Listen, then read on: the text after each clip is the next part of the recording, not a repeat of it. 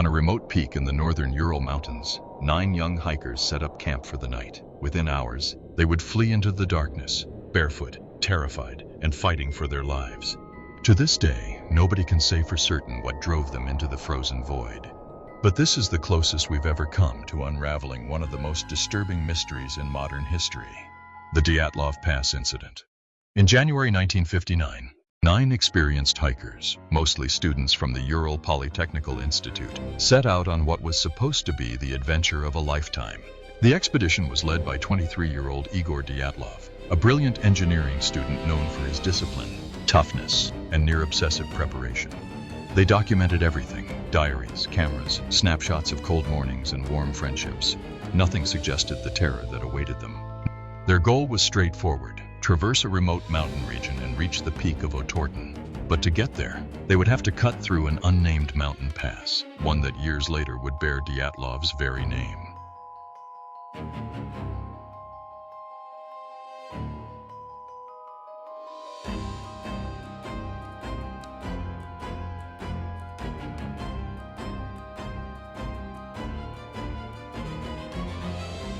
On February 1st, the weather turned violent. Thick snowstorms swallowed the landscape, and visibility dropped to almost nothing. Unknowingly, the group strayed off course, drifting toward the slopes of a nearby mountain with a chilling name in the native Mansi language: Kholat Shakal, Dead Mountain. Why Dyatlov decided to stop and camp on that exposed slope is still debated. Maybe it was to avoid losing ground. Maybe it was practice for a difficult ascent. What we know for sure is this: it was the last safe decision they would ever make. When the hikers failed to send their planned telegram home, concern grew. Search teams mobilized, families waited in dread. On February 26th, nearly a month after the last diary entry, searchers finally spotted the tent. But what shocked them wasn't the condition of the tent. It was how the tent was opened. Slits had been carved through the canvas from the inside, and all the hikers' boots, jackets, and gear were left behind. Something had terrified 9 experienced hikers so badly that they ran barefoot into 20 degrees Celsius temperatures in the dead of night. Nearly a mile from the tent, at the edge of a forest, searchers discovered the first 2 bodies. Yuri Krivonyshenko and Yuri Doroshenko lay beneath a cedar tree, wearing nothing but underwear. Their hands were raw, fingers scraped to bone, as if they had clawed desperately at the bark. Between them was a small fire that hadn't burned long. 3 more bodies, Dyatlov, Kolmogorova, and Slobodin, were found scattered on the route between the tree and the tent. All 3 were facing the direction of camp, as if trying to crawl back. With these 5, the cause of death was determined to be hypothermia. But the details didn't add up. Purple skin, strange foam around mouths, bruises shaped like blunt instruments. And why were they sharing each other's clothing? What made them flee in such chaos? 2 months later, when the snow finally melted, the final 4 hikers were discovered in a ravine deeper within the forest. And this time, what the searchers found was even more horrifying. 3 of the 4 had suffered devastating internal injuries: broken ribs, smashed skulls, yet strangely, no external wounds. Doctors compared the force to that of a car crash. One hiker, Lyudmila Dubinina, was missing her tongue and eyes. Not cut out, removed after death, likely by natural processes. But investigators at the time didn't want to hear that. They didn't want to hear anything that suggested the truth might be complicated. Even stranger, traces of radiation were found on the clothing of 2 hikers. What happened in that ravine remains the darkest part of the Dyatlov story.